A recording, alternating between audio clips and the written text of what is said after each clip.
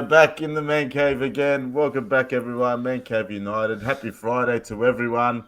Adam, you're not exactly in the Man Cave. You are in a museum type area. Where are you, man? Tell us where you are. Yeah, I'm just in the dining area, mate. I've taken down the kids' photos and I've decided to put my other family up on the wall. I've Mate. got my grandfathers on the wall, Bobby Charlton. Who else we got there? Paddy Crerand and Dennis Law. Righto. That's enough. All right, we're joined by two special guests all the way from Vegas. We got none other than Dean Garden and new chairman of the Brisbane Manchester United Supporters Club, Pete Morgan. How are you, lads? Good man. Good, thanks, guys. How you going? Yeah, good, man. Glad to have you on board. Adam, I'm going to let you take control of this one, mate. Take it away. Well, mate, we're gonna get to know Pete first. We're gonna get his being that he's the new chairman of Brisbane and he's taken over from Keith, who done a fine job for Brisbane.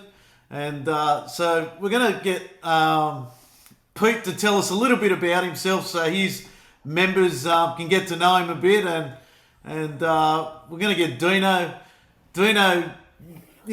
cracking some jokes with us and telling us what he's going to be doing on the tour. So we'll start with you, Pete, and give us a bit about your background, where you're born, where that accent's from, and how you became a United fan, mate.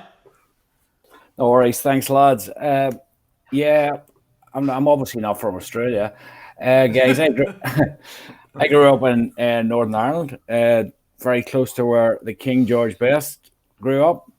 Yeah, born in 1968, the year that we won the European Cup. Very nice.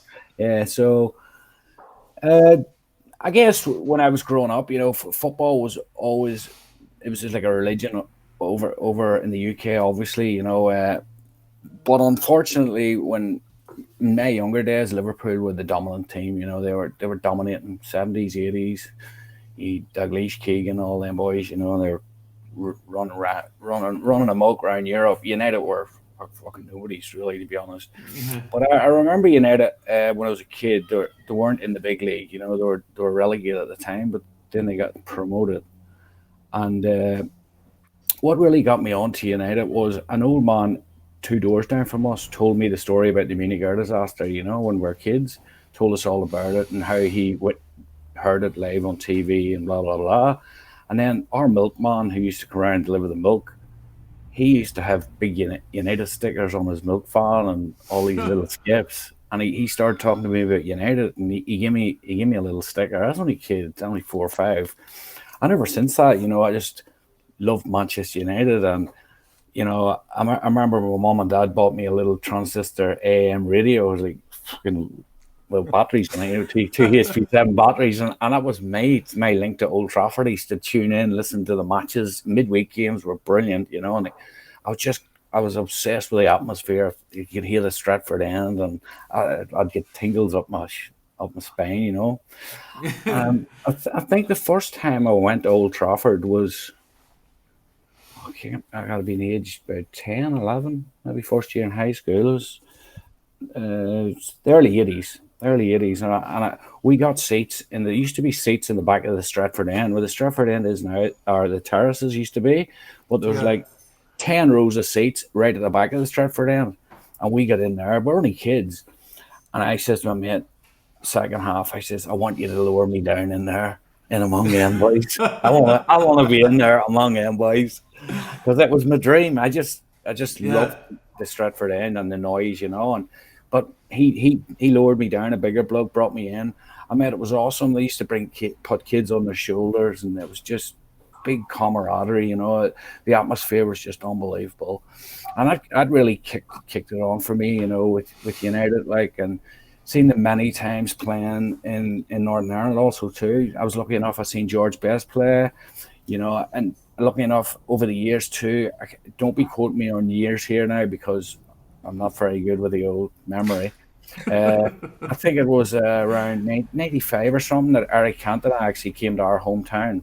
The United team that came over, it was part of the Pat McGibbon transfer to United. Oh, yeah, The deal was he would play for Portadown Football Club, which was beside where I grew up. Well, United says, well, they're going to honour the deal, and they came to our town. Like, it was ground and he held about 5,000, and there's Eric. Yeah. Eric walked on the pitch at our local knockabout. It was unbelievable. That was one of the great memories of being younger, But then once I started to earn money, I got a real kick for it. I was back and forward in the ferries all the time. I was jibbing and all. It was the days the jibbing and all, where you'd get any ways and means of getting to United games. You could jump in with lorry drivers and give a quick trip over Manchester, or bus trips, or just jumping on the ferries. Anyway, and you used to sneak into the matches and everything. But highlights would be for me, would be 1996 when we won the first Premier League. Against Blackburn Rovers. That was just unbelievable. The occasion itself was just crazy. The euphoria around Old Trafford. We were over there something like 2 days before it, and the result went in our favour the day before, and it was party from then on. Everyone was just blind drunk. It was just crazy, man. It was fucking crazy. And I was in what you call a scoreboard paddock at the time, and it was bedlam, man. That's where they used to put the fucking nuttiest fans, like, and fucking I couldn't get enough of it, man. I was blind. I was fucking into it, and you couldn't have got thrown out that day because everybody was just playing up. It was just crazy, man. The atmosphere was just crazy, and the icing on the cake was Matt Busby was in the stand, and they put a big spotlight on Sir Matt. Yeah. The tears, and I was just brilliant, man. Everyone loved everybody that day. Another great memory was 1990, probably at Wembley. We played Palace, and it wasn't a great memory for me. It cost me a lot of money. Yeah, I went over to I went over to the first match. I was a draw, and I went, "Fuck this!" And so I flew back to Ireland, begged my bank manager to lend me a couple of £100 so I could go back again. I went back to the replay, and we won that Lee Martin goal. We won. Yeah. Also, I claim to fame would be too when Eric scored the one against the Scousers. Where Eric run over on the side of the pitch, I was in among that carnage in there. Oh, nice. That was a terrible cup final, but the carnage when he scored was just unreal. Unreal. Did you have a favourite player growing up? Oh, look, I was born the year United were relegated, so 73, 74. So, did you have a favourite player going through the 70s and 80s, being that you were 10 years old? I always liked the Greenough brothers, to be honest. Stevie Coppell sticks out too. But I had a real soft spot for the Northern Ireland boys too. Jimmy Nicholl, David McCreary, Sammy McElroy, them boys, I looked up to them because they played for Northern Ireland too. And, they're from spoke the same way as me. Like, and I was going, like, anybody. And no matter how they were known as a cup team just back then, they stopped United winning stopped Liverpool winning the treble in '77. They were boys that wanted to play for United, and there was a big identity between Ireland and Manchester United, wasn't there? 100%. Especially Northern Ireland. We had United had always play every off season. Then they used to always play games in Ireland because they had affiliation with so many players, as you say. Plus, the amount of supporters clubs in Ireland's phenomenal. The massive supporters clubs. But very, very early in the piece going to United games, it was the camaraderie that brought me into it all. Especially in my late teens and my early 20s and mad years. Because what I found about United fans back then was, man, if you were in a fix, they'd be behind you one and all. Like they'd never leave their own behind. It was we were feared everywhere we went, man. Every ground we went to, every fucking Wembley appearance, we were feared, man, because we would come in tens of thousands. I came to Australia in 2000 after we won the treble, and I guess how did I get involved? It sort of killed me leaving the UK, to be honest. I got a great work opportunity, but it was the fact that leaving United, not even mentioning my family or anything. I was fucking struggling with the distance I'd be from Old Trafford. I was struggling about how am I going to watch United playing every week? Oh, well, I could settle for taking it. Round then, it wasn't great coverage over here either. But anyway, I guess Keith had run the Manchester United Supporters Club in Brisbane from around 2011, I think, like 2012. So in around that time, it was sort of late in 2012, maybe start of 2013, where I actually got in contact with Keith, and went up and introduced myself to Pig and Whistle, and it was around that time that United were coming to Sydney, and we organised a few events together. Keith and I was sort of on the committee organising the Cheers event. Some people might remember me from that. Where we got a few Reds from, well-known Reds from across the water. The boys that would go week in, week out today, they came over and attended Cheers and brought the flags with them. The United Kid's wife in that order flag, Mick Groom's flag. Mick brought his flag. Steve Fisher, another guy who follows the Globe. Gino Borg. Them boys travelled the Globe with United. They're nice enough to come and they loved it. They actually couldn't believe that United could generate so much interest in Australia so far away. And how fanatical the fans were. And I guess that's a big part of it for me. I stepped up this year and took over the Brisbane club because Keith has a lot of family commitments now. He's been doing it for 10 years. I've always been helping him, and he's had a good committee behind him. Dean's also helped a lot too. And, but it came time to let Keith step back and step right out of it completely, and I took over the reins. And lucky enough, United are coming to Australia again, which helps. It helps to get the interest, gets the members involved. And what I'm all about with it, I've been there, done it, but I want people like Dean, who's grown up over here in Australia, and guys of his age group and even younger. I want them to get that feeling of love for United that was installed in me so early on. I just love to see the passion coming through them guys. I'm getting old now, but I could go through a lot of stories, but it means a lot to me to see the younger ones witnessing United and witnessing the atmosphere. 100%. Yeah, it's a big thing. Yeah, especially with supporters clubs. Like I only found out about, and I'm 38, but I've been watching United all my life. But I only found out about the supporters club last year. But it's so important to get the message out to United fans from every state that there are supporters clubs out there. There are events out there. As long as you're a member of these clubs, and it does give you that feeling of, okay, it's not being at Old Trafford, but it's the next best thing. 100%, guys. You're amongst a lot of like-minded fans. Everyone loves the shirt. Everyone loves the club.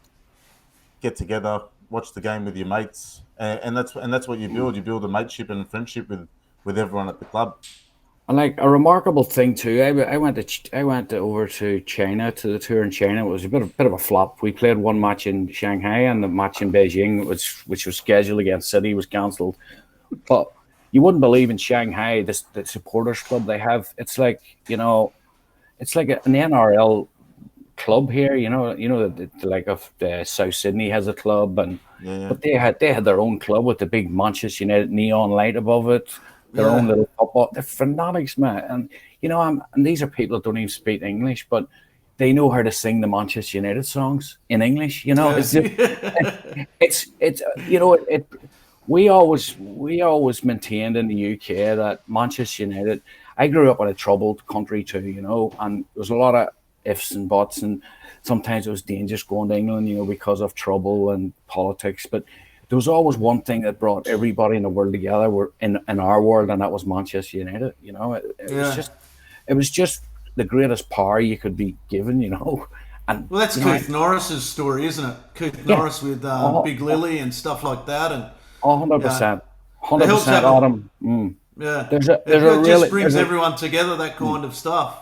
That Big Lily message it's a very, very strong message. I'm a big supporter of Big Lily, and everything everything that Keith does. He does a wonderful job, and he lost a really good friend, Faceman.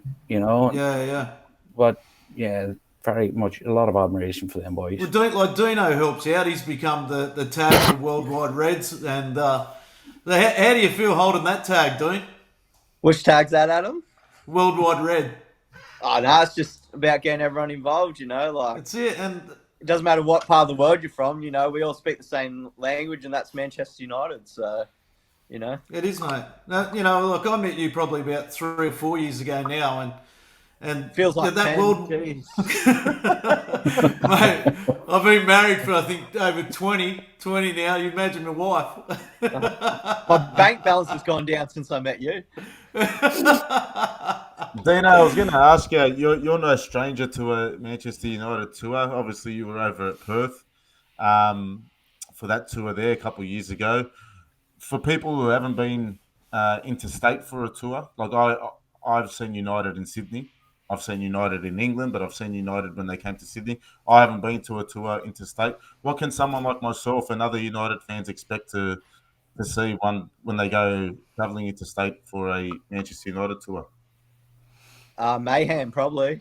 Nah, look, like you guys living in New South Wales, we live up here. It's just a great way to connect with other Reds. Like there's people coming over from New Zealand, UK, Asia, places like that. That it gives a great chance for everyone to meet each other and sing along and have a great time. Yeah, you just meet. Like I met Pete Morgan on my flight down to Sydney in 2013. He was wearing a United shirt. I was wearing a United shirt, and ever since then we've just clicked. So that's how I found out about Conversation starter. Yeah, exactly. Yep. And Pete said, "Look, jump on this," and I was at Cheers Bar the next day. So, ever since then we've just been close mates, and I'm really happy that Pete's taken over, and Keith did such a wonderful job for so long, and we can't thank him enough for what he's done. So we're just going to keep the ball rolling and keep doing what we do.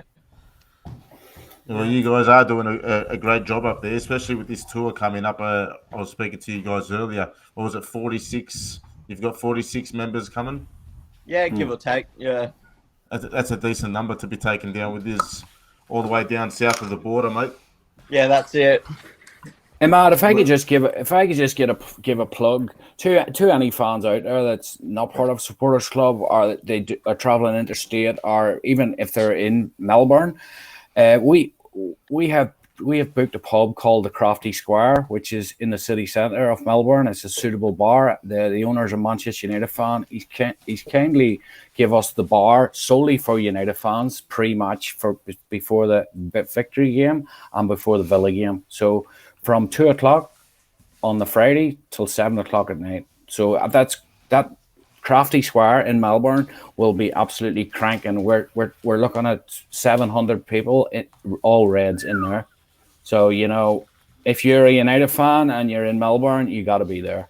Is that far from the ground at all? Do you know? Or it's roughly about a 20-minute walk from the MCG. 1.8 kilometres. It's not far from the MCG, so we'll all be walking from there. March. You guys will be stumbling, but I won't be. I'll be in a cab next year. Don't worry. And as Dean says, you'll meet as soon as you arrive in Melbourne. You're going to meet United fans. You're going to see the United hats, scarves. I'm sure you're going to see scarves and beanies because it's freezing there. But that's where the friendships start. That's where the camaraderie starts. If you're looking any directions, ask a United fan. If they're United fan and they're not welcoming, they should be supporting Liverpool. Yeah, that's it. Look, a lot of people are worried that there's not too much organised and stuff like that. I can assure you, as United fans, like Dean and I arrive on Monday, Tuesday. Once you're on ground level there, everyone starts entertaining each other, and it just all happens. You'll be surprised. Sometimes spontaneous things are always the best.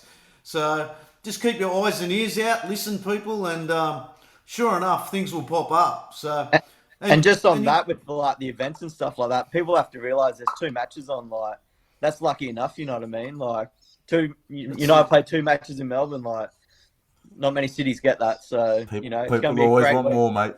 Yeah, great week. The players will wander around the city and stuff like that at times. So always keep your eyes and ears out, and once it's like a domino effect. Once somebody sees one player, everyone's running to that position. So look, I know in Perth there was a few times Jesse and Rashford went shopping in the main city of Perth, and there's Melbourne's well known for its shops. It's well known for its eating, and hopefully Eric Ten Hag lets these boys move around a little bit, and we may be able to get a little bit of get to see these boys on the streets of Melbourne. So I'm sure there'll be plenty of security around, but yeah, we'll make our own fun and things will happen. So that's for sure. I've heard. Have you boys heard about any players coming to ex-players coming to Melbourne? There isn't or isn't Adam yet. There's hasn't been released yet from Old Trafford. There's certain plans, but they're not being released as yet. Yeah. I'm suspecting. To put it nicely, he does know. Did I answer that? Yeah. I'll answer it. Look, there's White probably the says usual Beth. ones. The usual ones are probably turning up where you got your Robbo and Irwin. I saw Dennis Irwin put something up the other day where he said he's coming down under. So Bozza will be there, won't he? Bozza's coming. Yeah, I've heard Bozza's coming, and you would think Dwight Liverpool York's bar. there as well. Yeah. I think Dwight York will be knocking about too. Yeah, you'd think Dwight would be there as well. Yeah. Yeah, so, the ex-players will be around. The treble boys will be there, and I've got my idiot daughter here making hand gestures to me. This is why I need to be in the cave. Yeah. Look, we won't keep the boys too long. We'll thank the boys for coming on. I know Dino's itching to get off. He's got a special delivery waiting for him at his door. Keep your eyes and ears peeled for tonight as well. They're releasing the new kit.